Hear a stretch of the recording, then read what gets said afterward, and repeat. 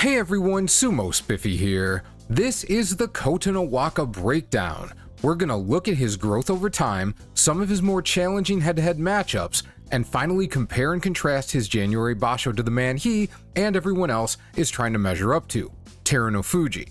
If there's one question we're trying to answer, it's this: what is Kotonowaka's capacity to be a champion? There's a lot to cover here, so let's get right into it.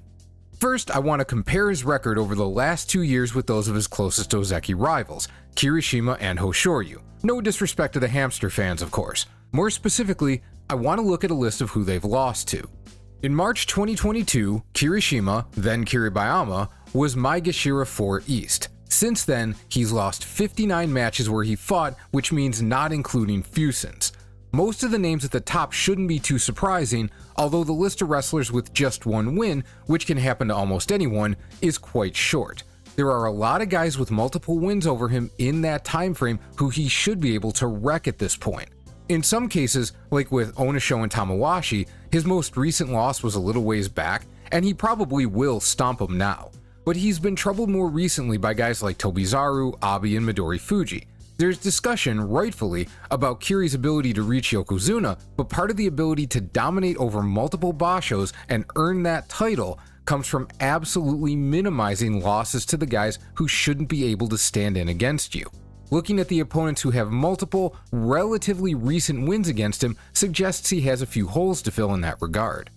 In March 2022, Hoshoryu made his Sanyaku debut at Komusubi 1 West and hasn't left the upper ranks since. This is likely why he has slightly more losses than the other two during this time frame, with 64. This list is very similar to Kirishima's. The list of one-off losses is longer, but the only guy there who has a reasonable chance to become troublesome is Atami Fuji. The wrestlers he has the most losses to are top quality, apart from Nishikigi. Don't get me wrong, Nishikigi's shown he's a threat to anyone, but he's had Hoshoryu's number more than most. Tobizaru and Abi are also here because they are consistent opponents against Sanyaku members and a general pain in the ass. Unlike Midori Fuji though, who once owned Hoshoryu and now gets stomped, Tobi and Abi still show the ability to take wins off him here and there. For the most part, he does well against the guys on this list he's supposed to beat, but occasional losses are exactly the kind that undercut Yusho runs. Where Kirishima might need to figure out how to beat a handful of guys with the consistency that he should, Hoshoryu has more opponents who he's shown he can beat all the time, but needs to actually beat all the time. And now Kotonowaka. In March 2022, he was Maegashira 6 East. He's in the middle for losses with 62. His list, however, looks quite a bit different than the other two. There are a lot more one-off defeats, largely against opponents who we'd be surprised to see beat him again. In fact, we'll look at his losses to Ura and Ryuden as part of our breakdown. Offsetting this are the two guys who have torched him over this span of time, Kirishima and Hoshoryu. Now, this may seem like a problem. He's joined at the hip with these two now, and barring injury should see them every basho. You can say the same for Teru no Fuji, Takakesho, Wakamotoharu, and Aisho, which is nearly everyone with 4 more wins against him over the last 2 years. These are the guys he needs to beat to win the titles that are expected of him. And yeah, he will need to beat those guys, but there's a flip side. This list at least suggests Kotonowaka is already ahead of Kiri and Hoshoryu in that aspect of minimizing losses to the wide swath of the division that can't keep up with his ability. Yeah, being a lot bigger helps in that regard, but wins are wins, and he's locking down the quote-unquote easy ones more consistently than his peers. If he can turn things around against Kiri and Hoshoryu themselves, who exactly is gonna stop him? And he's already won his last 3 against Hoshoryu. He won't win every match between them forever, but it's a hell of a start down the champion's road. Alright, that's enough numbers for now. Let's start the real breakdown with Kotonowaka's matches against Takanosho. I don't think anyone's gonna argue that Takanosho is anywhere near Kotonowaka's level at this point, but these serve as a clear example of an arc of improvement. Kotonowaka stands up relatively straight on the tachiai looking to catch Takanosho's charge.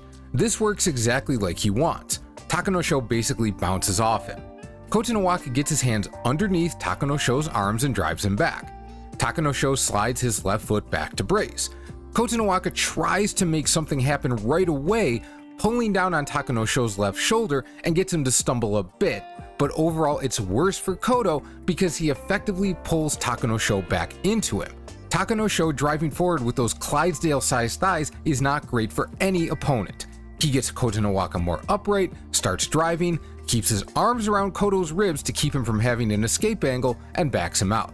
Kotonowaka is a big strong dude, but keeping himself from getting stood up and moved back is something it took time to learn. Jumping forward to November 2022, Kageyaki of all people did something similar. They meet on the tachi-ai, Kotonowaka reaches in, misses, then pushes his hips in to actively pressure his opponent. But when he does this, Kageyaki drives forward himself, and since Kotonowaka has to stand himself up more to get his hips in, his center of gravity rises, which gives Kageyaki the ability to move him. It doesn't help that Kotonowaka tries to loop his hand inside. Even if it works, it's really hard to do anything with it when you're moving backwards. Kotonowaka was already the physically superior wrestler, but he gave Kageyaki a chance to time an attack that took all his advantages off the table. Getting back to Takanosho, this is from July 2022. The tachi-ai is similar, but Takanosho gets his left hand up this time to resist the initial push. He can't quite hold position, so he lets go and dives his head down and in, clamping Kotonowaka's right hand. His position is fine. Kotonowaka is just so strong, he's able to use that right hand in the armpit to bounce Takanosho to the side bit by bit. His right foot doesn't quite keep up with the sidestep, so he loses that push as Takanosho gets slightly too far away, but when Takanosho's right arm comes in, he drops his weight down and clamps it. Takanosho has a better clamp on the other side, so this is a pretty even position. When Takanosho steps back with his left, Kotonowaka presses in, but he doesn't try anything unnecessary. He keeps his hands in place and uses his positional advantage in the ring to try and walk Takanosho out. After all, there's only so much space, so if he keeps Takanosho from getting away, Takanosho will inevitably step out. Unfortunately, he can't prevent Takanosho from creating enough room to pull off a throw attempt. It's hard to plan and throw when you're going backwards and almost 400 pounds of aggressive young man is bearing down on you. Keep that in mind when you see Hoshoryu do it, cause it's a lot harder than he makes it look, but he's still able to trip up Kotonowaka and almost make him step out while almost escaping his grasp. If he had Kotonowaka's belt, or if Kotonowaka didn't have his, Takanosho probably wins this. But Kotonowaka holds on by the belt, uses that leverage to step in, and just manages to flip Takanosho over his leg. You can reasonably look at this a couple different ways. One is that Kotonowaka still has some growing to do as a wrestler if Takanosho is able to get away from him enough to nearly turn the fight around. Another is that, even though it was close in the end, Takanosho defended perfectly but still couldn't quite finish it because Kotonowaka got the advantage and just rode with it. He could have easily given this one away, but he didn't. Kotonowaka is much more aggressive on the tachi-ai here, and it puts Takanosho on the back foot immediately. When a guy is bracing with one hand, leaning this far forward, it's bad for him. If Kotonowaka had found a way to parry or pull Takanosho's hand off, it's probably a win right there, but with his face jammed up, he can't see the position Takanosho is in. So, even though pushing the face makes sense as a semi-blind move, he kinda helps Takanosho get his balance back. He keeps pushing, and Takanosho is in full retreat, but Koto doesn't get off balance too much by the pushdown on his arms. He charges and hits with the forearms, which is good for control. Your opponent will have a much harder time pulling you down. He could push again, but instead gets his body inside first before jamming Takanosho's head back. Takanosho sidesteps quick as he can, and this is the one point where Kotonowaka leaves himself a little more vulnerable than he probably needs to. The clamp on Takanosho's right arm gives Takanosho a lever to push with, so when he can't keep up to maintain the push with his right hand, he gets bounced way off balance. Takanosho, however, is sidestepping so much that the pushdown winds up just out of reach, and when he charges in, Kotonowaka fakes the push on the right and steps back for the pushdown. This was a much improved effort from Kotonowaka compared to the first two we watched. He was only out of control for a moment, and even then the only way Takanosho was able to make that happen was through such large movements that he left himself unable to take advantage. Koto managed to force Takanosho to retreat the way he did in July, and was much better at dealing with it this time. They didn't meet for another year, during which Kotonowaka kept getting better and Takanosho was kind of spinning his wheels. Kotonowaka takes the same approach as a year ago, but Takanosho doesn't immediately go for the face, and he winds up getting bullied right out. So, over a little less than a year and a half, Kotonowaka went from being about even in grapples with Takanosho to absolutely dominating him. He got a little bigger and a little stronger, but he'd also gotten much better at using that size and strength more effectively, and that's really noticeable looking at this matchup. But that's the past. Now we need to look at what still troubles him. Like I said before, if he can consistently turn things around against Kirishima and Hoshoryu, that's huge, but they are fellow Ozeki. He's already pretty good at reducing losses to guys who shouldn't be able to beat him very much, if at all, but if he's going to be a champion, a Yokozuna, he has to cut that down to the absolute minimum. How might he do that? Or is he doing that now, and he's already on a path where we'll see those results improve further with time? First thing to look at is how opponents approach him. When you're on this level, not just in Ozeki, but obviously of that skill level and on that trajectory, guys will take chances against you or come in with a plan specifically tailored to beat you, and you need to be able to handle that. This past November, he finished 11-4 and tied for the Jun Yusho, but the difference between that and Kirishima's 13 wins was a trio of pretty surprising losses along the way. One was to Shodai, but that was Shodai doing Shodai things. He fought the way he does when he's on point. So let's check out the other two. Most of this fight played out as you might expect. Ura kept his hands moving looking for an opening, but Kotonowaka didn't fall for any trickery, and we got the Ura brace. He ends up in this position quite a bit against tough opponents, staying very low and hard to move while he figures out what to do next.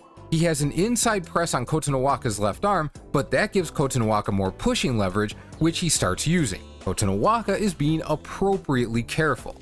Ura doesn't have a lot of options here. He probably has better stamina, but that still may not last long enough with Kotonowaka leaning on him. So he makes a low percentage attack, going after Kotonowaka's left arm in a burst of movement. Why is this low percentage? Well, Kotonowaka's defense is to grab Ura's belt. He can't do it from the static position because Ura's pressing on his right side. If he overreaches, it opens up the attack for Ura, which he definitely doesn't want to do. But if Ura's hand moves, he can get it. Alright, how far does Kotonowaka have to reach to get Ura's belt? He has to get his fingers around the bottom, but Ura's crunched up, so figure 1.5 to 2 feet. Ura, on the other hand, has to step a couple feet to the right while also moving his whole body in sync to minimize the time Kotonowaka has to react. From the time Ura releases his left hand to when he grabs Kotonowaka's left arm and starts the pull is about 0.3 of a second. That's incredibly good for the move he's trying, but if Kotonowaka's ready for anything like this, he can get to Ura's belt much faster. Ura doesn't have his hand trapped, Kotonowaka has a loose hold on Ura's upper arm, which means he can shoot for the belt at any moment, but it takes a full 1/10 of a second for his fingers to even curl out. Again, that doesn't sound like much, but it's fully 1/3 of the time available. This is where his hand is when the pull starts. If he'd had it there 1/10 of a second earlier, and we've seen instances where guys are ready to move the moment their opponent does something, so that's not as implausible as it sounds. Ura's belt is right there rather than just out of reach. Credit where it's due, this was a brilliant move by Ura. That's not fanboy chatter, that's objectively true. But it's also hard not to think that Kotonowaka, who was 6-0 at the time, may have been just a tiny bit unfocused against someone he knew he was supposed to beat. Not for nothing, but Kotonowaka could have also made this particular move impossible by having a tighter grip on Ura's biceps. It's not that he should have expected a Totari attempt specifically, but rather that this is the type of very slim opening wrestlers have to close off against everyone possible if they want that extra win or two per basho. That goes across the board, but in the upper echelon especially, everyone can take advantage of small things like this, so an Ozeki with Yokozuna dreams absolutely has to either close things off or know what's possible and be ready to pounce. Terunofuji shows that level of fight IQ time and again. Kotonowaka is still getting there. It's purely by chance that these two matches are Kotonowaka versus good and Kotonowaka versus evil. I promise I didn't skip Shodai just to avoid the fight against Chaotic Dumbass. Anyway, where Ura was an example of committing to a risky play in the moment, this is an example of a predetermined plan which Ryuden is quite good at. Ryuden starts by pinching hard on Kotonowaka's right wrist to keep it off the belt. At the same time, he reaches around and gets his right hand on Kotonowaka's belt. When Kotonowaka starts pushing through with his right, he loosens the clamp so he can get the left underhand grip on Koto's belt. Now he has a double grip. Since Kotonowaka still wasn't able to get the belt, he pinches in again, stepping to get a good side position and make that right arm difficult to use. But even though a side position with a double belt grip is definitely favorable, it only allows Ryuden to get so far to the side. Kotonowaka's right hand gets the underhand grip while out of sight of the camera, and since he's clamping Ryuden's right arm, he's able to pull, open space, and jam his left arm down and inside. Now they both have a double grip, but Kotonowaka has two underhand grips on the inside. If Ryuden were able to pinch the elbows, Kotonowaka might lose a lot of power, but that doesn't happen. He's definitely the stronger wrestler, so from here, he should be able to give Ryuden a front wedgie and walk him out of the ring, right? Here's the problem. You see how Ryuden's belt is getting pulled so high? That's not an accident or Kotonowaka just being so damn strong. Ryuden had his belt tied more loosely on purpose. It can't be too loose, since if it falls off you're bare ass naked on the dohyo and you also lose the match. If you find the right balance though, your opponent can get your belt and try to deadlift you out, but it's like the bar is made of rope. He's done this against other guys, even against Kotonowaka previously. Their match from November 2022 looks almost identical, except Kotonowaka grabbed multiple layers of belt, so the top layer of pulling up wasn't enough to throw him off. This time, Kotonowaka is stuck. This double grip is way more useless than he expected, but he can't just let go because Ryuden also has a double grip, and that's not the easiest thing to defend. So he pulls and pulls and maneuvers and pulls, but eventually Ryuden gets him out.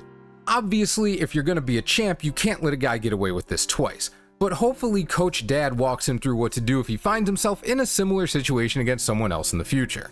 So those are examples of what a one-off match can look like against someone you'd expect to beat most of the time. Everyone's got a trick and sometimes those tricks work, but hopefully experience teaches you how to quit getting caught by them. Now we have to look at the non-Ozeki who currently cause him trouble, and the guy who stands out above all others by far is Wakamotoharu. Kotonowaka is 7-5 lifetime against him, but Wakamotoharu's won 4 of the last 5. If you're familiar with Waka's career trajectory, the fact he's done better lately against someone he struggled with in the past shouldn't be a shock. Usually improvement happens at a steadier pace, but in his case, he was just okay for quite a while before something clicked and he started racing up the Banzuke. But 4 out of 5 against a guy who, in that same time frame, is rounding into genuine Ozeki form and arguably Sumo's best bet at a new Yokozuna? That deserves some attention. We'll start looking at their head-to-head in May 2022 as they were both rising into the upper echelon, see what happened then, figure out what's different now, and see what broader conclusions we might be able to draw. Kotonowaka gets his arms under Waka's to start. It looks like he doesn't care that much whether Waka gets the belt, he's just gonna get Waka's arm in the air to minimize the effect. But Waka misses, his defense against the push evaporates. Kotonowaka gets a fairly easy win. Wakamotoharu tries a different tactic, going for the face with his right hand on the tachiai rather than the belt. He releases before Koto can parry him, trying his own parry with his left arm when Koto reaches in. But Koto reacts well, pulls his right hand out of there before the parry can do much, and twists his hips while giving Waka's left arm a yank as Waka's left hand latches onto the belt. Waka probably would have ended up in a poor position regardless, but in this case his feet slip and down he goes. Very similar to May, Kotonowaka starts with a scoop on both sides. The left one lands, and the right gets there when Waka desperately goes for the belt. Obviously, Waka can't get into this type of fight against Koto, at least not right off the start, but when he tried something else, that didn't work either. So what does he do? This time Waka does a low forearm block to start. From here he's able to get his right arm inside Koto's left, and now watch this move. It's almost impossible to see at normal speed. Waka reaches, and it looks like they're about to mirror belt grips, but instead, Waka pushes on Koto's leg to nudge his own hips back, and it's just enough to keep Koto's grip from landing. And since Kotonowaka was clearly expecting to get the belt, he's not defending against Waka's hand, which gets a grip partway around his back. It's so small, but so good. They sit like this for a while. If Koto reaches, Waka wiggles his hips back. Eventually, Waka has to go for something, so he shifts his head to the opposite side of Koto's to open him up for the throw. Kotonowaka, however, defends it expertly. He pushes his head into Waka's, eliminating the leverage advantage he wanted there, and then drives forward, which takes advantage of both his improved head position and the fact Waka still steps back to go for the belt throw. He pinches Waka's arms, drops his weight. Remember, he had that issue with getting too high on his pushes, so he's creating a better starting position, and now pushes. Waka has nowhere to go but back. What Kotonowaka clearly wasn't ready for was the Wakamotoharu special, the Uchari. The Uchari isn't a winning move you want to have to do very often because it's a last-ditch attempted victory when you're on the verge of getting pushed out. This one's from the start of September 2022 against Sadanoumi. It's very good and usually not so clean even when done well. A couple days later, he hit this one against Takarafuji, and it's more in line with how Ucharis tend to work. You fall down, but you twist your opponent so he falls down first. In this case, Waka doesn't really even land a throw. He barely twists Kotonowaka to the side, but it's just enough to give Koto room for his foot to come down before Waka crashes out beneath him. If the same thing happened now, Koto would probably be aware enough to keep his foot up and just land on Waka, but here he touched down and lost. So that's a win for Wakamotoharu, but not exactly one he'll want to replicate every time out. Finally, we get to see them on opposite sides. Waka reaches around Koto's arm with his left hand but doesn't go for the belt. When they bounce off each other, we can see Waka's right arm was low with the forearm block again. Waka pulls his left hand around and jams it inside. Koto blocks it, but Waka uses that block as leverage to wrap his right arm around and reach for the belt on that side. Koto gets his left hand up on Waka's chest, blocking that as well, and starts pushing. Waka braces one foot on the rope, stalling the push, but so far Kotonowaka is getting the better of this. Waka looks to parry Kotonowaka's left hand and get it off his face. Koto sees this coming and wraps the arm around. Waka responds with the same move to get his arm wrapped around Koto's, but the key here is that when Koto makes his move, he brings his hips in. This goes back to what we discussed before. What he wants is to press more weight into his opponent, but it also brings his center of gravity up. If the pressure doesn't move the opponent, they'll have an easier, well, not necessarily easy, but easier time of pushing him back. And here he's doing it against someone braced on the Tawara. Koto does try to drop his weight back down, but just before he can settle in, Waka drives him back. Koto's able to stall the push, but it presses them closer together, giving Waka an angle on the belt. Once that happens, it turns into a power battle. Kotonowaka's bigger and stronger, but he doesn't have the leverage of the belt. He tries to use Waka's grip as leverage instead, turning him and pushing up with the left forearm lodged in Waka's armpit. But just before that can finish the match, Waka does the smart thing and releases Koto's belt. As we can see now, he also got Koto's belt with his right hand in the middle of the throw. All of this allows him to stay on his feet, and Kotonowaka is in no position to defend the counter push. Did Kotonowaka massively screw up? No, not really. Even with the hip push that led to being pushed back and then everything else, there's a couple things to keep in mind. One, he didn't mindlessly push. He tried to press in, and when it wasn't there, he immediately stepped back. Wakamotoharu simply responded a tiny bit too quickly for him to recover the position he had. Two, when you've got a strong, capable opponent pressed against the rope, you're gonna have to do something, because he can sit there forever. Koto tried something, and it didn't work. If he's gonna be a champion, he'll figure out other methods of attack and learn when to use which option. They both bring their forearms up on the camera side and have more of a hand battle on the other side.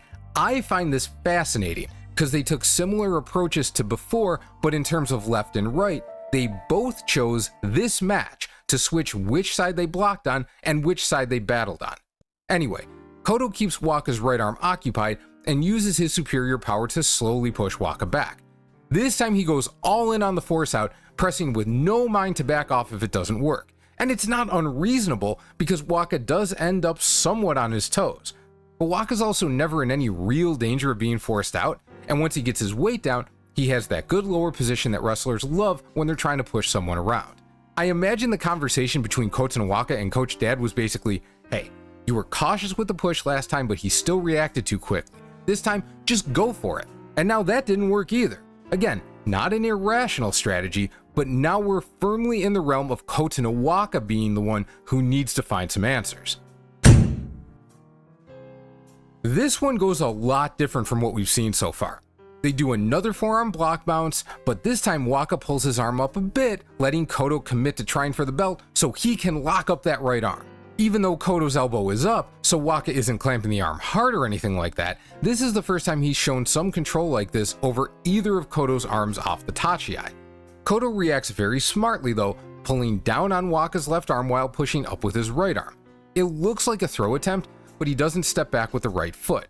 Given how Waka is pressuring him, my guess is that he didn't expect the position, tried to turn it into a throw, but couldn't get himself coordinated for a good attempt. In other words, Waka pressed him into an imprecise reaction. Koto keeps sliding back and circling left. Waka's not letting him get away, but he's maintaining good footwork and balance, so he's also not easy to push out. Once Koto has some space between himself and the rope behind him, he reaches for the belt with both arms. He lands the left. Given his position, getting both hands on the belt could lock him in and make it easier for Waka to drive him out, so this seems just as well. They're matching grips on that side, so when Koto pulls Waka and knocks his right foot off the ground, Waka pulls as well, and they end up leaning together on one foot. They recover at the same time, but Waka does his hip swivel, he's very good at this, and breaks Koto's grip. Now he has two hands on the belt to Koto's 0, which is a pretty good position to be in. But Koto keeps shuffling and pushing his hips back, bringing his weight down and becoming harder to move. He keeps swiping at the belt unsuccessfully, but he doesn't overreach. If he makes his position any worse, Waka will definitely take advantage, so he threatens without committing too hard. Eventually, as Waka presses forward, Koto gets the right hand grip in, then the left.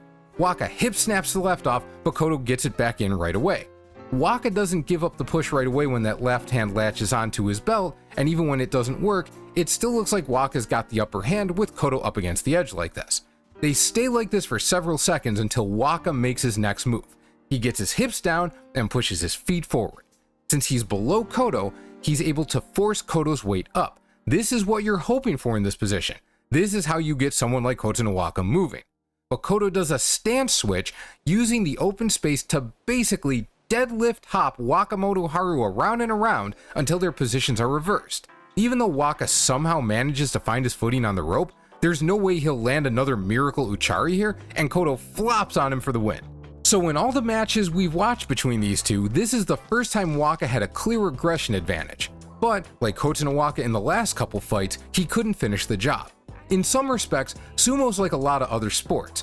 You can go a long way with a high-powered offense, but being able to combine a sufficient offense with the ability to shut down most of what even your strongest opponents want to do is often the way to be the best. This has turned into a head-to-head where breaking the opponent's attack leads to victory more readily than having a strong attack yourself.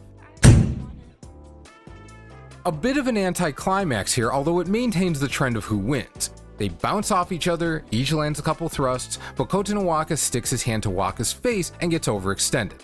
Waka parries, throws him off balance, and pounces before Koto can recover. Let's not understate the importance of Waka's willingness to jump in and hit Koto rather than go for the belt. It clearly made sense in this context, but he used that strategy more in January than he used to, and it worked a treat. Still, this one turned on Kotonowaka making what might have been the most obvious mistake he made this whole series. He knows full well he can't let himself get into a position like that. But November and January were the two best starts he's ever had to tournaments in the top division. As good as he's become, dealing with the pressure that comes with a strong start is something else that has a learning curve. This last fight is probably not a good one to try and take information from as far as where they are relative to each other. Hopefully March will give us more to chew on. Alright, so is Wakamotoharu shockingly dominant over Kotonowaka? No, clearly not. I'm not going to call the Uchari win luck, but he certainly was not in a favorable position. And even though he won 3 of the last 4, those involved 3 matches where the initial attacker wasn't able to follow through and allowed the defender a way to turn things around, and a 4th where Kotonowaka just borked it. Right now this looks like a very balanced matchup, and they'll probably have some wars going forward. And if that's the takeaway regarding the guy who's had the most recent success by far against Kotonowaka, non-Kirishima division, that should bode well for Kotonowaka's ability to clear the final hurdle on his rise up the Banzuke. There's one other matchup I think is worth studying, Tobizaru. He's the one guy who doesn't spend much time in the Sanyaku that shows up in Kotonowaka's loss column and everyone else's regularly over the last year or so. For these matches, I'm gonna go through them relatively quickly and focus on how the wins are secured. If you're not familiar with Tobizaru's style, it's usually to keep his more challenging opponents at arm's length and stay as mobile as possible, and it's not that necessary to break down how he bounces around and how Kotonowaka tries to keep up with him. I'll mention specific things if they're relevant to how the match plays out. This starts with Tobi getting a belt grip and Kotonowaka using that to try and throw him. Unlike a lot of guys, Tobi has no issue releasing and escaping if it looks necessary. It says something about his mobility that, for at least this moment, he's able to get almost all the way around Kotonowaka's back. But he only has Koto's arm to push on, so once that gets pulled away, he ends up diving in. That's only for a moment because this is Tobi's style. Get in, get out, get pushed, swat the arm and get in, and of course Kotonowaka knows this, so he's not overcommitting on anything. Tobi gets in there but doesn't want a belt fight, so he stays at a bent arm's length. Ura does this a lot too. Kotonowaka pulls on his shoulder, but instead of resisting, Tobi leaps along with it to maintain relative balance, and in so doing keeps a good position, just in a different spot. Then he just boots Kotonowaka's leg hard enough to get the takedown. There's not a lot to analyze. This tactic doesn't often work at this level, but it's also not something that's often tried. Tobi caught Kotonowaka off guard. That's how he frequently wins against these top guys. Tobi lets himself get pushed but maintains distance and circles away. Kotonowaka doesn't chase. He works his way inside and presses Tobi back again. Tobi sidesteps with good timing to make Koto hop stop, but that's all he accomplishes. They reset. Kotonowaka fakes a slap, then they hand fight. This is the Tobi hand wave. He loves this. He tries to get opponents to react to the wrong thing and then strike. Kotonowaka doesn't bite. Tobi pushes, lets go, pushes again, but now Kotonowaka attempts a pull down. Tobi recovers, but when we're 20 plus seconds into a fight and something like this happens, a lot of times it's a sign Tobizaru's running out of gas. He generally has a stamina advantage, but he's still almost 300 pounds with a very active fighting style. The gas tank isn't endless. If his opponent hasn't blown as much energy, it tends not to go well from here. Lo and behold, we can see he's slowing down. Kotonowaka looks like he is as well, but not enough to get toppled by one last sidestep. Tobi throws himself at Koto at the end, but it's not enough, and he gets turned around and put out. On the tachi, they spend several seconds pushing off each other, similar to the other matches, but then Tobi gets inside and grabs the belt. He tries to kick out Kotonowaka's leg again, but it doesn't work, and even if he'd gotten the foot off the ground, Koto's got his belt. It would have been less likely to lead to a win this time. Now, remember, even though he's smaller than almost everyone he faces, Tobi is still a big strong dude, and Kotonowaka makes a point of trying to loosen his grip as he slowly backs up and circles around. Once they get into a static belt fight position though, this is really not to Tobizaru's advantage. Nevertheless, he gets Kotonowaka moving back, and only at the absolute end of the line is Koto able to dislodge his right hand from the belt and fling him to the ground. If it's surprising that Tobi was able to come even that close to winning a belt fight, look at this replay angle. What a loose belt! No wonder Kotonowaka couldn't get the kind of power working that we might expect. That tricky monkey tried to pull a fast one, and it almost worked. More pushing off each other to start. Kotonowaka gets his left arm underneath Tobi's right and yanks him inside, but he can't keep hold, and Tobi pushes from the side once he slips free. Kotonowaka gets a similar clamp on the same arm and seems determined to turn that into a win. It seems like it might work too, since he's able to pull Tobi over his leg, but Tobi never really loses his balance and recovers quickly. Still, Kotonowaka has that right arm completely locked up and starts hauling Tobizaru toward the rope. But it's really hard to maintain that type of grip on another sumo wrestler, even a smaller one, and Tobi frees himself again. Tobi manages to get things turned around, so he's on the inside and Kotonowaka's back is against the rope. Even here, Kotonowaka doesn't seem like his position is that bad. But when Tobizaru gets inside and pushes up under Kotonowaka's left arm, Koto also steps inside with his left foot. I'm not sure if Tobi's push was harder than it looked and forced the move, or if Koto had some ill-fated plan in mind, but when he tries spinning back to recover, he's too off balance and out he goes. This whole fight was a little odd. Kotonowaka doesn't need to resort like things like single arm clamps and trying so hard to make it work. It looks like he figured that this type of control would keep Tobizaru from getting up to his usual shenanigans, and I suppose that's true if he can maintain it, but it's not easy to lock Tobi down with a grip like that. When Tobi escaped, Koto never got himself under control. Tobi gets his head inside on the tachi, so Kotonowaka hops back and tries pushing him down. When that doesn't work, he immediately attacks. It's hard to see what happens from the regular angle, so let's watch the replay. He gets moving a little too fast with his arms a little too extended, so when Tobi flings his arms aside, he's got a lot of forward momentum. Since Tobizaru does this while also not giving up too much distance between himself and Kotonowaka, he's in prime position to turn things around and get the win. Between the last match and this one, it looks like Tobi's a little bit in Kotonowaka's head. Not as some sort of unbeatable demon, but just to the extent that Koto acts like if he doesn't find a way to control and beat Tobi quickly, Tobi's too dangerous and has too good a chance of winning. Yet that's 2 straight matches where going for that attack has gotten turned around on him. Kotonowaka keeps his arms in on the tachiai, and now watch how patient he is. He makes some moves, but for the most part he keeps his arms in and defends against Tobi's hands. When he starts running out of room, he moves forward, but not hyper aggressively. When he gets a good push with his left hand, only then does he move forward quickly, and that helps him keep his hand in place when Tobi tries to parry it away. By the time Tobi does get the left hand loose, he's near the rope. He tries to spin away, but Koto keeps that left arm outside of Tobi's right side to block the escape route, and out he goes. It's easier said than done to keep Tobizaru from finding an opening, since he's good at creating them on top of using whatever his opponents give him, but this is what it looks like when a guy who should beat Tobizaru consistently gives him nothing and allows him nothing. This was day 15 when Kotonowaka had to win to secure at least a playoff, but of course Tobizaru wasn't going to buckle, especially when he was looking for his 8th win.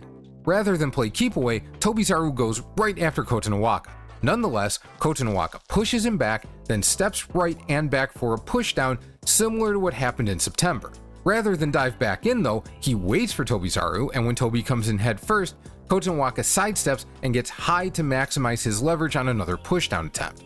Tobi slips free of that, and they wind up in a belt fight on Kotonowaka's left and a hand fight on his right. Kotonowaka pivots his right foot back and pulls Tobi by the belt. He puts his left knee in front of Tobi's right to trip him up, but notice that he makes little if any contact. Tobi's leg slides right by. It looks like Koto was trying the throw and missed, because once Tobi's out of position in front of him, it takes him a second to go for the pushdown. If this position had been the plan, presumably he'd be on top of it right away. Still, the adaptation and not allowing Tobi a chance to turn back in and continue the fight was good to see.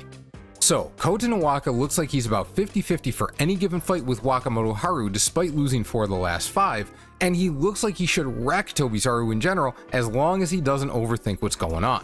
This suggests his record against them going forward should improve, and if it does, he'll be that much closer to hitting the top of the sport. Assuming no one else finds a way to start beating on him, of course, but we'll just have to look at that if it happens.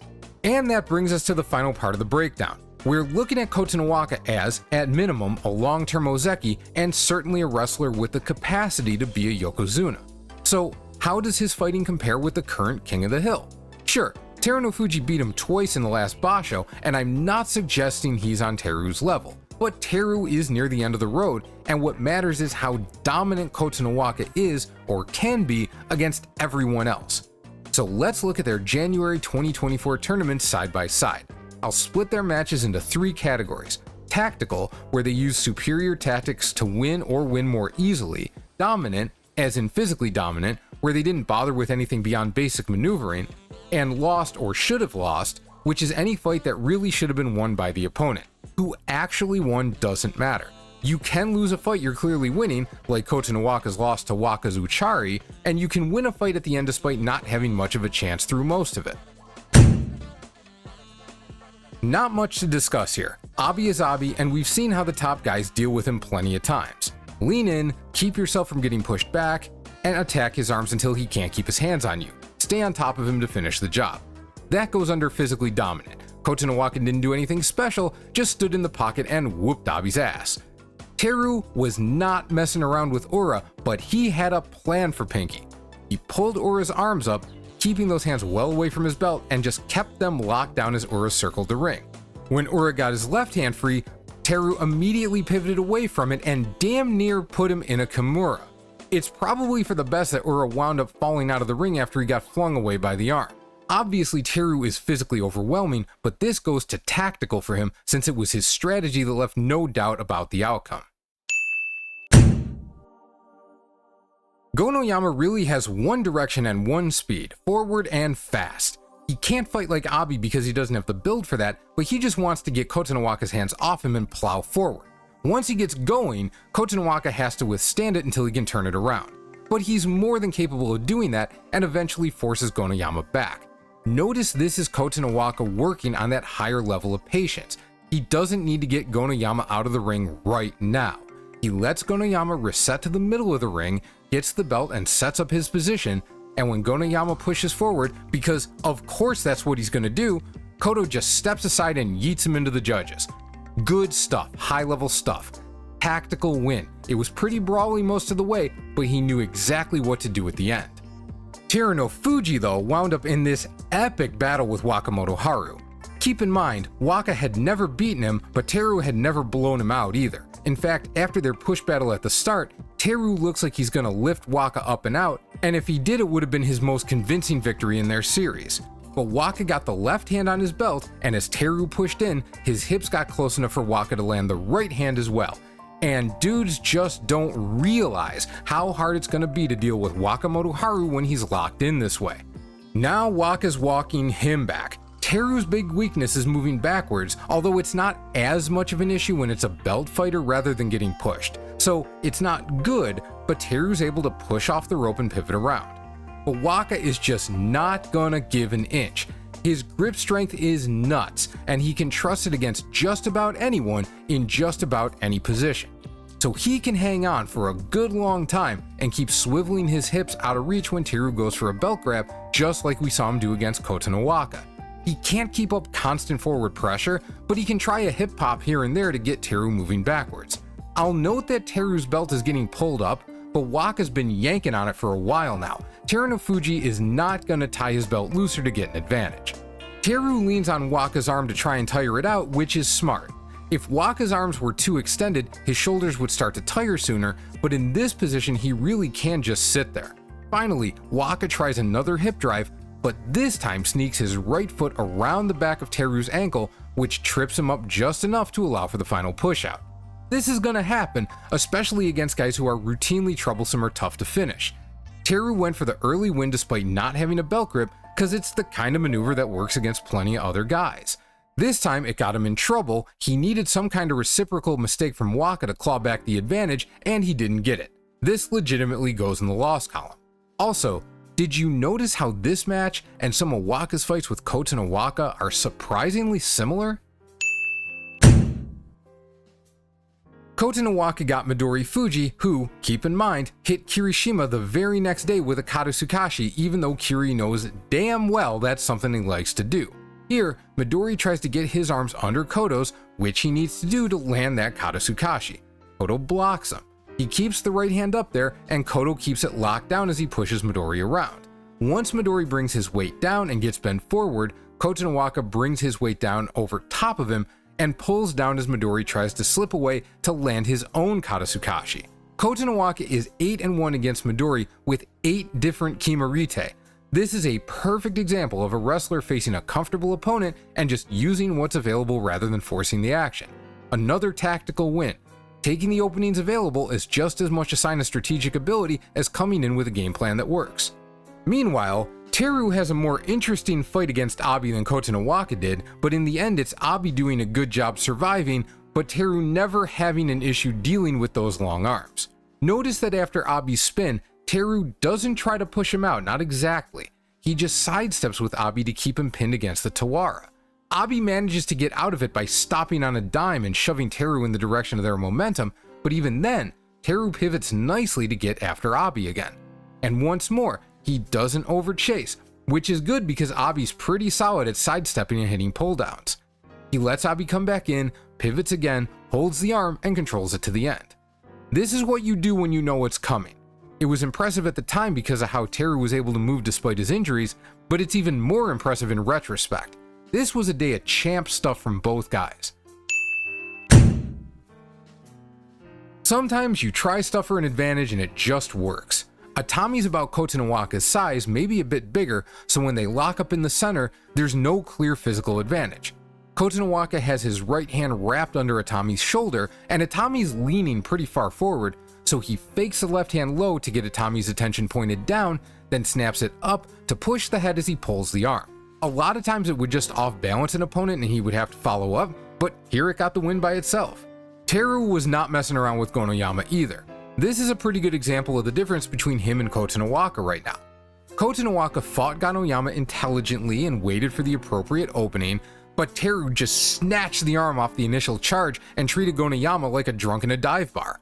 Kotonowaka left no openings, but just spending more time in the ring allows for the possibility of something going wrong. Teru will be patient when necessary, but against someone like this, he's not spending any more time in the ring than he needs to. Another day with both guys showing the right tactic at the right time can get the job done. Kotonowaka faced Ura, and this fight gave us a really good example of adjusting to not fall for the same trick twice. This can be especially tricky against a guy like Ura, who has a whole bag of techniques to use.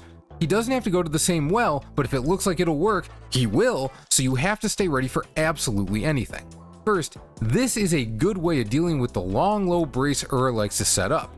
Kotonowaka lets him get that arm extended, then gets his hand underneath and pushes to knock him sideways. When we look at it in slow-mo, it seems like something everyone should be able to do, but Kotonowaka works on that side as soon as Ura staggers his stance. So this was the result of a few smaller pushes, not a big reaction to Ura taking a poor position. Ura rolls with it, because he rolls with everything, and since he gets pushed to Kotonowaka's left, he says okay and latches onto Koto's left arm. Once he gets it, he pivots hard and yanks, and this is basically the same thing that won their match in November. But it won because Kotonowaka reached for the belt too slowly. This time, Koto makes no such commitment and still gets yanked off balance, but he's able to recover. Ura still catches him in a somewhat off position and pushes, and this is where the simple physical difference kicks in. Kotonowaka spins and wrecks Ura's attack simply by swatting him off course. Then, where an okay wrestler would take the benefit of hitting with one hand, Kotonowaka follows up with the left to create more room for himself to get off the rope. Ura spins and recovers, but once Kotonowaka has the back of the belt, he's not letting Ura get back to a 50-50 position and ends up securing the win. Yet again, we'll call this tactical. Of course Kotonowaka is physically superior and it didn't go perfectly, but never letting Ura line up an attack is a clear strategy that was correctly executed. Terunofuji and Hokuto Fuji doesn't look like it has much to discuss. Big smash fights bigger smash wins. The one intriguing part is that Teru used this as yet another opportunity to attack his opponent's right arm immediately on the tachiai. Hokuto Fuji pulled it free unlike Gonoyama, but that forced him to hop his weight back and Teru jumped on him so he could never start coming forward again. It's kind of brilliant in its simplicity, and maybe more importantly for purposes of this breakdown, there's no reason Kotonowaka couldn't do something similar. He might not be quite as big or quite as strong, but you see how he treated Gonoyama like a bowling ball. He's strong enough to make this work against most of the same guys Teru can do it to. It's just a question of his learning curve. You might be getting the idea of what counts as a tactical win here. Sure, Teru probably would have won if they just charged and knocked heads, but the arm yank set Hokuto Fuji back and made his life considerably easier. This was Kotonowaka vs Wakamotoharu, which we covered, and that's good because oh boy, the Teru Tobizaru scrap was entertaining as hell. Tobi starts with a step off and gets into his common hand fighting routine. Then Tobi goes for a leg kick. He lifts his foot at basically the same moment that Teru turns, so it's hard to tell the cause and effect here. It looks like Teru was a bit lucky to push away at the moment of the kick, which caused it to miss. It doesn't look like he would have had time to see it coming. They re-engage with Tobi blocking down on Teru's arms, then shoving him away. If you ever wonder how guys get pushed off balance when it should be apparent such a move is coming or might be coming, go watch this again. If Tobizaru can do it to Terunofuji in a situation where he doesn't have much else in the way of an obvious attack, hopefully that's evidence it's either difficult to keep from being thrown off even if you know it's possible, or that it's not necessarily as obvious as it looks. With the side position, Tobi pushes, and with Teru much more locked in place, Tobi goes for the straight up soccer kick. Look at his hands. They come right off Teru to allow him to follow through better on the kick. Unfortunately, his follow-up of pulling down on Teru's left arm doesn't work when Teru lets it drop away, and now he's awakened the beast. It's hard to tell watching the fight in slow motion and without sound, but Teru got pissed off at this point and really went after Tobi. Tobi defended against a left and a right aimed for his face, but then Teru got inside, grabbed his arm, and forced him back. When Tobi braced on the rope, Teru wisely didn't keep pushing, but rather pivoted to throw him back the other way. Teru stayed after him, got him out, and gave him one last whack to the face and a frankly incredible stare down. And Tobi's like, yeah, I did what I did what? This was not a tactical victory. Tobizaru, as he usually does even in defeat, showed more of a strategic game plan.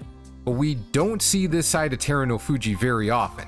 He tends to be very professional in his beatdowns, and when we do see some hint of emotion, it's because of a really tough fight winning a Yusho something like that. This righteous rage is a helpful trait to have tucked away though, and I wonder if it exists in Kotonowaka yet. I think the best part of Kotonowaka against Ryuden is that when Ryuden fails to block Kotonowaka's belt grab, we get to see that Ryuden's belt is tied super tight this time. I wonder if he got yelled at. In any case, once the belt is secure, Kotonowaka is not losing this fight.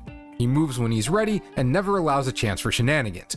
He didn't do anything special, so this rates as more of a physically dominant win.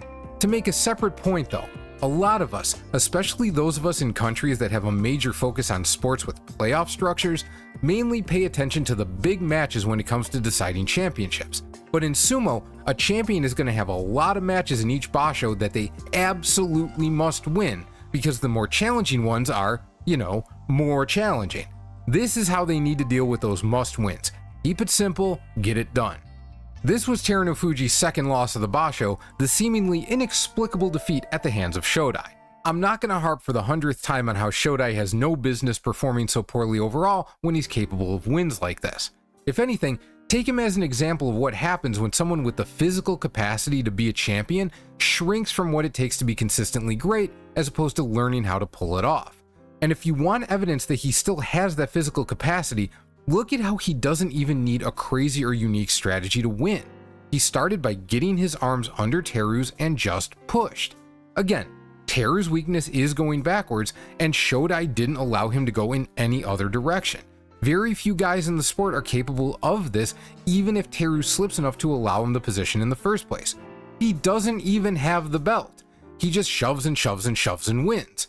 Even if you think he was able to do this because Teru lost a bit of his physical ability, Gonoyama and Hokuto Fuji wanted to do the same thing and didn't come close. Kotonowaka got a fusin over Takayasu. Teru and Ryuden was long but didn't have a lot going on. Ryuden started out trapping Teru's right arm inside and taking a side position, which we already saw him do against Kotonowaka. It's a good tactic. Teru just doesn't care. He snaps his arm up and around Ryuden's and instantly attacks the belt. If you're gonna do this, it's important you catch that belt or, like in this case, force your opponent's hand off your belt, because otherwise you're giving up leverage. Granted, in this matchup it might not matter, but it's a general consideration. A little ways in, here you can just see Ryuden's hand move. He gets his arm outside and takes the belt, but gives up the underhand belt grip to Teru. After this, there's not a ton going on. Teru switches stances and basically accepts that Ryuden can get to his side and lean on that arm. I'm pointing this out because stance switches aren't always obvious, and it might initially look like Ryuden very cleverly got to Teru's side again, but Teru opted into this. Teru keeps reaching with the other hand and forces Ryuden to defend against a double grip, which would be the end of the fight, and also defends against Ryuden trying the same thing. This is one of the hardest things for some competitors to learn, knowing when a situation that might not generally be considered an advantage is fine for you because you're you. Eventually, Teru rotates his body to the other side, and Ryuden can't stop it. His belt grip is broken, and Teru's got him locked up. It's a matter of time from here. Since Teru chose to play into Ryuden's angle, and obviously knew he could reverse the situation the way he did at the end, I think this counts as a fairly tactical win. If Ryuden had snuck into the same position and Teru had to battle his way out, it might be different. Kotonowaka starts his fight with Daisho by letting Daisho just hit him in the chest, which is like, what? Why would you ever do that? But Kotonowaka's treating him kinda like Abi. It's not exactly the same, since shots to the chest are harder to parry away, and Daisho understands how to be more controlled and pick his spots. That doesn't really matter in the end. Kotonowaka withstands the attack until he can get Daisho's left hand over his shoulder, then gets inside and drives him back. Nothing really tactical here. This looks like Kotonowaka understanding what he can deal with and letting his capacity to endure until an opening arose carry the day. Teru starts off with a clear plan against Nishikigi, insta-clamping both arms and looking to win right away via Kimedashi. It doesn't quite work as Nishikigi manages to free himself and it looks like he resets to grapple with Teru, but watch his feet. They never get set, so Teru's able to keep him moving backward almost all the way across the ring. Nishikigi doesn't actually get his balance settled and his weight down until he's near the rope. From here, Teru bullies him back, but look at how difficult it is even with such a relatively small space to cover. This last bit is obviously physical dominance, but the win was set up again by tactical thinking. Nishikigi was clearly not ready for the Kimedashi attempt, and even though he escaped, the whole chain of events left him in that final position where he simply didn't have enough room to mount a defense. This is a good example of where the physical and the tactical meet. Onosato is very raw as a professional Rikishi, but has succeeded because he offers a clear threat. He can't be allowed to make use of his main weapon, which is blasting his weight forward and through his opponent, either through chest-to-chest contact or hand pushing. Kotonowaka is Onosato's size, so he knows he can stand up to chest-to-chest impact. What he needs to do is not allow Onosato a chance to push, so he keeps his arms inside. Onosato does a poor job of landing the left hand push, and though we can't see the other side from here, his right hand just deflects off Kotonowaka's shoulder. Once Koto's arms are underneath Onosato's, he knows he has the control and the power to back him out. So, the way I see it, a clear strategy that revolves around one's physical ability is still a strategy. That makes this a tactical win. On the flip side, Terunofuji faced Kinbozan, who is simply not anywhere near the level necessary to present a challenge. Yeah, we can say certainly that Teru had a plan of getting his hands in and taking the belt, but that's a really obvious plan that wrestlers can at least sometimes avoid. Teru probably had ideas in mind for how to deal with Kinbozan if things got all squirrely, but he didn't need them.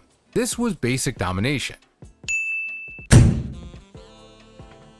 Oho got a raw deal with this matchup. There was no reason for this to happen given his loss on day 9, but it happened all the same. And Kotonowaka seemed fully aware he didn't need to do anything but be good to win this. That's fine since it worked, but even with the skill gap between these two, it's a sort of approach that allows a sliver of hope if the opponent can find the right game plan or even just survive long enough to let Koto's foot slip. It may be too much to keep track of right now, but eventually it'll be in Kotonowaka's best interest to have an active plan in mind for dealing with everyone he meets. As for Teru, except for how they exited the ring, his win against Onosho was functionally identical to the win over Gonoyama. It's a good plan for him against guys whose only path to victory is forward. Kotonowaka's turn against Onosho, and as it turned out, he didn't need to do anything at all. I guess we'll call this physically dominant, partly because Onosho just bounced off him, but mainly because there was never a chance for tactics to be put to use. This was also Teru's turn against Onosato, and he took a very different approach to Kotonowaka. He allowed Onosato to charge and absorbed the contact, giving up just a bit of space and allowing Onosato to keep trying to push. Since Onosato brings his right side forward, this opens the space for a throw without Teru having to switch stances. He lets the kid get in far enough to where the Uwatanage becomes easiest to hit. Just like Kotonowaka, he didn't overcomplicate the strategy, but he had one clearly in mind. If Onosato had wound up in the same stance as Teru, I have zero doubt Teru would have switched to open up the throwing space. Onosato is not yet at a point where he'd have kept track of the need, or at least the usefulness, in keeping that space closed if he wasn't going to go for a throw himself. Koto vs. Teru, Part 1, or what ended up being Part 1. Yet again, Terunofuji attacks his opponent's right arm on the tachiai. I genuinely wonder if Teru is just so good that he can take tactics that were perfect against some guys and just say, whatever, I'll try it here too, because he knows he can deal with it if it doesn't work. Like, he knows the escapes and counters and is ready to respond to whatever his opponent does. He doesn't go for the full double grab on Kotonowaka's arm, but he does get a high clamp and blocks with the other forearm in a position where he could transition into a double grab if he wants to. He keeps blocking down on Kotonowaka's left arm, but the only direction he can move with this clamp is backwards, and he can't keep that up forever. So, when he's as close to the rope as he's willing to get, he scoops up and under the arm he's been blocking and pulls up enough to get Kotonowaka's feet slightly off the ground. That allows him to push a few feet until Kotonowaka gets his feet set, so now he's away from the danger of being near the edge. Kotonowaka clearly has no idea what to do at this point. He pushes on Teru's head, but there's no chance that'll get anything done, and out he goes. I don't necessarily fault him for the pushdown. The only strong defensive option was to sit his weight down and dig in, but Teru had enough control over his body that it's hard to see how that would lead to anything but a slower loss. Still, there's a long game to be played here. Even if dropping his weight and surviving for longer didn't lead to victory, he might have been able to learn more about how to face Teru, or situations like that more generally. It's probably not fair to expect guys to take that approach, but there could be value in it, especially for a guy who doesn't get many chances to fight a genuinely better opponent anymore. It's Teru's turn for a Fusen win thanks to Hoshoryu's absence. Kotonowaka pulled Kirishima, with each of them needing a win to keep pace with Teru. This one didn't turn on any wild moves, just a show of strong foundational sumo from both. Kiri comes up with a push attack, going after Kotonowaka's chest, face, and even his arm. He sticks his hand under Koto's chin. He knows this will get parried and snaps his hand back when it does. Kotonowaka, for his part, doesn't overcommit on the parry, so no one gets an advantage. Kiri pushes up under Kotonowaka's left arm so hard he comes up on his toes, playing a little patty cake on Koto's face with his left hand to try and bait something. And then, as he pushes up and a little forward on Kotonowaka's elbow, Koto lifts the arm to make Kiri stumble forward just a little, then snaps his hand down on Kiri's head to yank him fully out of position. Look at how small this movement is to get just free of the elbow and create just a little bit of an off-balance step to allow for such a huge effect on the pull-down. From there, the fight's over. Unlike his head-to-head with Hoshoryu, where he's won the last 3, this was Kotonowaka's first win over Kirishima after losses in 4 consecutive tournaments. The win before that also came after 4 straight losses, so this absolutely does not mean a new pattern is starting. Kiri could well win the next 4 between them. But on this occasion, Kotonowaka took the win with a very deft maneuver. Moves like that will make it real hard for Kiri to keep running roughshod over him. This is the Kotonowaka-Tobizaru matchup we looked at earlier. We'll chalk this up more to tactics, but it's close. Kotonowaka's control in the fight is excellent, and he does seem to be working in accordance with a plan, but plain whiffing on the throw before adjusting for the pushdown is not great. Teru no Fuji and Kirishima could not be more of a display of physical dominance. Teru gets his right arm under Kiri's left, tipping him to the side, then finds he's in a position to just pick the current number 1 Ozeki up off his feet and legit ass yeet him into the 3rd row. Like, I say that as a joke or a statement of hyperbolic emphasis sometimes, but here Kiri really got thrown, and that's really where he landed. Wild. And then the playoff. Teru, of course, comes in with a totally different approach compared to 2 days earlier. He barrels into Kotonowaka, clamps both arms, then, when this leads to him getting pushed back, tries to lever Koto into a throw. He can't really get his leg under Koto's though, so that goes nowhere. When he pushes his right arm through, Kotonowaka reacts well to clamp it and defend his belt. With his weight moving forward, he's able to slide Kotonowaka to the rope, but this gives Koto a chance at the belt with his right hand. This time, at least for the moment, Kotonowaka digs in and proves pretty hard to move. Then he does a hopping sidestep to the right, trying for another pulldown. This one might be slightly less hopeless, but there's still no realistic way he's winning with that. His best hope would be that it gets Teru off balance somehow, but Teru can just use his left arm locked around Koto's right to keep himself upright. Then Teru drives his left arm in and down into what looks like a canyon-sized gap between them and scoops way up on Kotonowaka's right arm to massively decrease the power he's able to apply with his belt grip. Teru made this look so easy, it makes you wonder why we don't see this all the time. Of course, it's not that easy, and it helps to be both quite tall and absurdly strong so your opponent can't snap their elbow down on your forearm, but it's like there are tactics that exist that only he can use. From there, he has complete control. He's much too far in for Kotonowaka to protect against the belt grip without releasing his own, and it's hard to know what Koto would do defensively if he did let go. Instead, he hangs on for dear life, dragging Teru down into the judge's lap alongside him. This is why Teru no Fuji is the current king. Even against a highly skilled, healthy Ozeki to be who can almost match him for size and power, he can exploit both the skill and power gaps that exist to their maximum potential.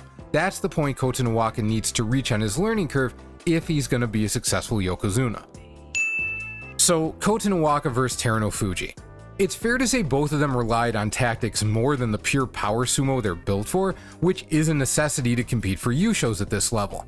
But where Teru's less tactical wins were against a guy who turned him into a raging bull, a mid-ranker who's not anything like a challenge, and an Ozeki he deposited in the bin, Kotonowaka still has room to find a greater application of strategy, even in matches where he should be able to overpower his opponent. And it'll be important for him to get into that habit.